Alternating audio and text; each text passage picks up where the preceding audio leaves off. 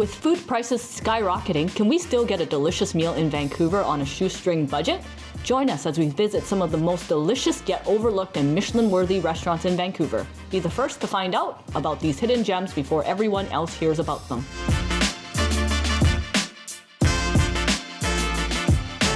My name is Amelie Nguyen. I'm a restaurateur, mom of two, and I love to gather and amplify positive stories. My family and I created an award-winning restaurant in Vancouver, and I would love to see more heirloom recipes shared and showcased around the world. I am Trudy Tran. I am a self-proclaimed foodie who is always in search of my next great meal. This pursuit has led me to many great adventures. I've eaten everything from street food vendors to Michelin star restaurants across the globe. And now, I'm ready to showcase what Vancouver has to offer. We are both on a journey to find local neighborhood gems with delicious eats and human stories and connection behind the food. We'll travel through struggles and triumphs behind Vancouver's hidden food scene. Watch, follow, subscribe, and share!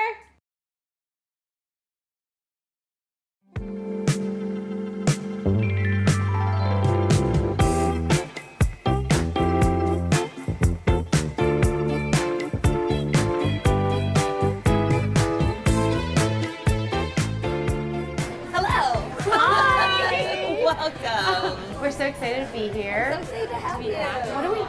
What are we having today? I'm not sure. I'm gonna have a non-alcoholic drink. Okay, wonderful. It doesn't really change. What took you so long? I'll have whatever cocktail you would like to make me. Wonderful. Yeah, the world's I'll get yours. them started. Thank you. Thank you. I've never asked you about this. I always see that neon sign, and I've taken so many photos of it. But what is the story behind 1983? Well, in this restaurant, it's like if you go in and you ask, like if you actually took the time to look and ask, everything's kind of coded and there's like meaning to everything. I don't know, we're a sentimental family. But 1983 was the year that we first made noodles. Mom made noodles in her home, rental home, like in Vancouver and East Van. And so for 2 years they worked there up until 1985 when they opened up their small little like 30-seat restaurant on Main and 18th, and it was called, right now it's Chef Claire's, but back then it was called Pho Hoang. It used to be Pho Hoang! This is where you took that photo of you as a kid, a chubby little kid sitting there doing homework. Yes. Here. So in this spot. Oh. And eventually they saved up enough and they opened up where Ananchi is now.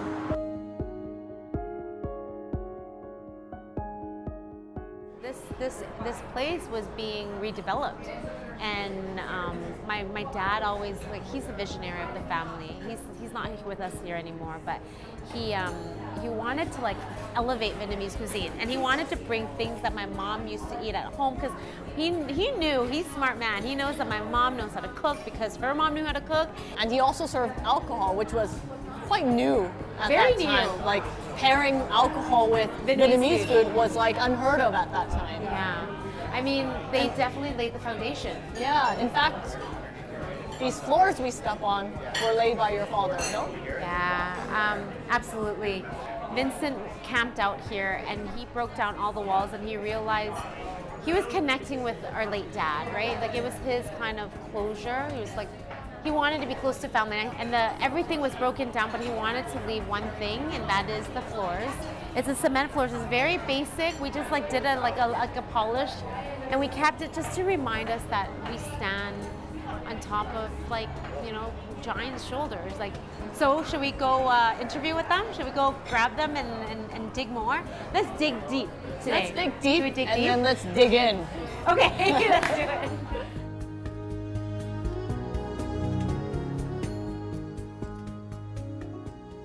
Hi friends, welcome back to Munchies of Michelin. So Amelie, today you've taken me to a place that's close to, like literally close to your heart and close to home. What's Welcome to Ananchi.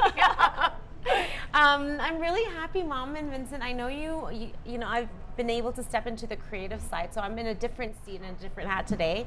But I want to dive deep into the hats you wear here at Ananchi. So introduce to us, our big fans out there, who you are and what you do. My name is Lý Nguyen, is a chef in Ananchi. welcome to Munchies of Michelin. Thank you. And you? Yeah, my name is Vincent Nguyen, owner and operator here at Ann & Chi Restaurant, also chef as well. So. We've got so much we want to learn about this restaurant. I mean, you know, it's an award-winning restaurant. It's got so much history. It's been around since 1983. So let's dive deep. Let's learn more about where this started and where it's going. Lúc mà mẹ mới qua đây á, thì mẹ chỉ là đi nấu phở thì là cho đồ ăn cho nó, mẹ muốn là nấu món này món kia ra để cho những người bạn bè rồi biết thưởng thức ăn, rồi bắt đầu mình mới là bắt đầu đi ra mình buôn bán, thì mình muốn thật sự mình muốn bán là để kiếm tiền nuôi con thôi, là ban đầu là mẹ chỉ muốn đi làm để kiếm tiền nuôi con. So how did you feel when mẹ có bao giờ imagine to win a Michelin Bib Gourmand?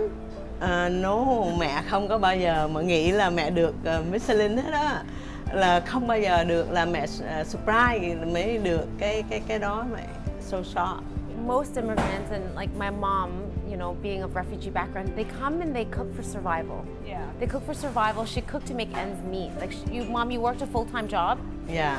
Right? Full-time job. And for then bakery. in a bakery, and then at nighttime, then you would, and on the weekends. Yeah, on the weekend I make some food for a friend come to eat first, and then they said, "Oh, very good. I like your phở," and then. You were cooking at home. Yeah, right? I'm cooking at home. Yeah. And it takes a lot of Yeah, I remember you telling the story. You were cooking out of your garage, and then you know, Health Canada came and got you. Health sector's garage. It was like a house, like Yeah. in the backyard, Yeah. in the 1980s. And, But that was it, right? When immigrants come to a new country, they're always looking for comfort, and that comfort is in the form of food. And so that's the reason why, you know, a lot of immigrants come and they open up restaurants to attract people from that same community. You kind of started cooking or running a restaurant in 1983. It's now 2023, 40 years. You've basically been in the industry for 40 years. And I'm going to ask you a question that we always ask every single one of our guests is, what were some of your biggest sacrifices and some of your biggest gains? Là hy sinh là mẹ phải chịu rất là cực khổ để lo làm, even mẹ thấy bỏ hết thời giờ vô, công sức vô để tập trung vô lo cho công việc đó, để lo cho mình làm cho con của mình đó, để nuôi con mình, thì mẹ phải hy sinh cho các con của mình không có được, nhiều khi cũng không có lo được vẹn toàn, là tại vì mình phải tập trung để làm nhà hàng. Thì cái đó là mẹ hy sinh, là nhiều khi mẹ cũng có không có đủ thời giờ để lo cho các con được chu toàn. Cái đó là cái hy sinh của mẹ lớn. How did that feel as a child? I understand now, and I think maturing and understanding the sacrifices. As a parent, you know, you have to raise your kids and spend all the time you have with your kids, but you have to choose whether you have food on the table or not. And so the sacrifices of, you know, being raised by my older sister, or not having mom and dad time, you know, it is what it is. You know, you come home, you have dinner at 8:30, 9 o'clock at night, and that's normal hours for us. And so the sacrifice is there, but we appreciate and we thank them, and we don't blame them now that where we are today. Because without those sacrifices, you wouldn't be able to take a step forward. Like, people might see us now and be like, oh, you know, they're doing well, there's lineups out the door, but there's been sacrifices along the way, and whether it's in our life now or in their lifetime, but I think any family and any successful business or restaurant, there's been a sacrifice somewhere down the line. 100%. And I think for ours mainly was when mom and dad came here as refugees and settling in. And I mean, let's hear some of her stories. Like, I hope, mom, coming here like as a refugee, mẹ mới qua từ Việt Nam, what were some of the hardest things you remember? Khó khăn là lúc đó là nhớ là mình chưa có nhà nước còn viện trợ mình, thì mình nuôi con, mình đem con mình đi học trường á, là mình nhớ là cái kỷ niệm khó khăn á, là mẹ đi xe bus á, là mẹ đẩy chiếc xe để con đi học đó. Rồi mẹ đi làm, mẹ phải đi làm để kiếm tiền nuôi tụi con, thì mẹ đẩy con gửi trong trường học. Thì lúc đó bữa đó trời mưa thì cái mẹ đẩy con lên xe bus thì phải khiêng cái xe, rồi đẩy cái xe che cái dù vậy nè, rồi cái dù nó bay đi. Lúc mà trời mưa gió thổi cái dù mẹ che cho con, gió bay thì mẹ chạy lại mẹ ôm con thì thấy con nó ướt hết. Đó, lúc đó mẹ cũng nhớ. Tears, man. Tears, zoom into No, his face. I am not a He robot. Is so cool. Okay, so everybody, I'm not a robot. You know, these two are crying. I'm still smiling. It's because I don't understand. Okay, let's clear that off the table. But let's. She remembers dropping me off at daycare, and she was waiting for the bus, and the bus came and like not only splashed, you know, me and her, and then it was raining and the wind was blowing, and then the wind blew away her umbrella, so she had to run after the umbrella, and she came back with her kid like wet. And it was like every day was like that, right? Like going to 2 jobs and like, but people don't see that. And so Our struggles in our family was in 1980, 1983, those years. In the 80s, and that doesn't mean that there's no other families out here now in today's world that are suffering the same thing, that are having incidents. It's just, we understand now that these sacrifices and these hardships affect so many people, not only back then but now, and many different cultures, many different countries, even worse. So but we're just able to happy to share what we've gone through. you've made sacrifices, time away from the people you care about. So what is your biggest gain, do you think, that you've got through Ananchi? I think the biggest gain is to be able to still work beside my family. Yeah. Family is really important. One of the reasons why I turned around and left medical school and decided to come back into hospitality and into restaurants was because of family, because my father passed away. So that was one of the reasons of the many. And so coming back into here and being able to work alongside my mother and my sisters, and then meeting like all my friends and family here. Like these is my family. My chefs, my cooks, my bartenders, my servers and managers, they're all my family, and I mean it. So yeah, that's the biggest gift that I received. That was beautiful. Who are you? Wow. It's the most sentimental Vince I've ever seen you.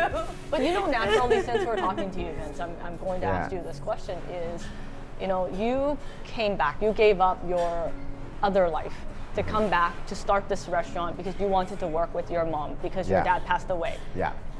That was in a way by choice, but that was also in a way by circumstance. Yeah. But now that you've been here for 6 years, like, like, why do you keep staying here? You don't have to, but why do you stay in the restaurant business? And, I love it. I love it.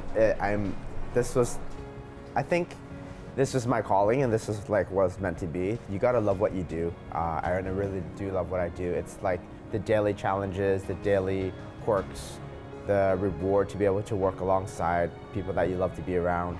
You have an amazing team, like amazing, amazing team.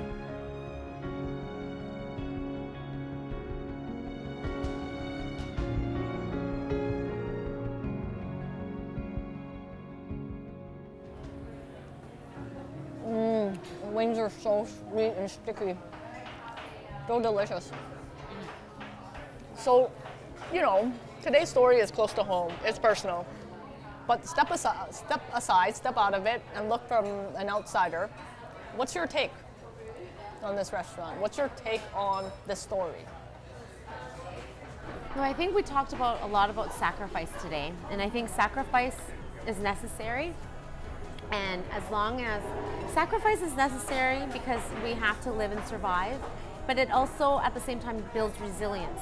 So when we're as like for me, when I see my mom sacrifice for us, and you know, you learn to be stronger. And for me, I wish this upon my children, and I hope like the younger generation or just people around like recognize that the sacrifices that you and the people close to you make, as long as you don't like take it for granted, as long as you use that and you leverage the sacrifice that they put to do something better for yourself, better for the community, I think that's all that one asks, right? So at the end of the day, when my mom goes, you know, what's her biggest accomplishment? It's not like, you know, I have a restaurant, I have a Michelin for mom, but it's like my kids turned out okay. My kids turned out good. And I think she's very happy and probably proud to see that, you know, her love, her sacrifice has reached beyond even us as our family and to the greater community. Yeah, it's definitely reached far beyond her little community, her little family. And hopefully, you guys will be able to use this and continue to do many more good things in the future. All right, Okay, remember to watch, like, share, subscribe. See you, next Munchies to time. Michelin.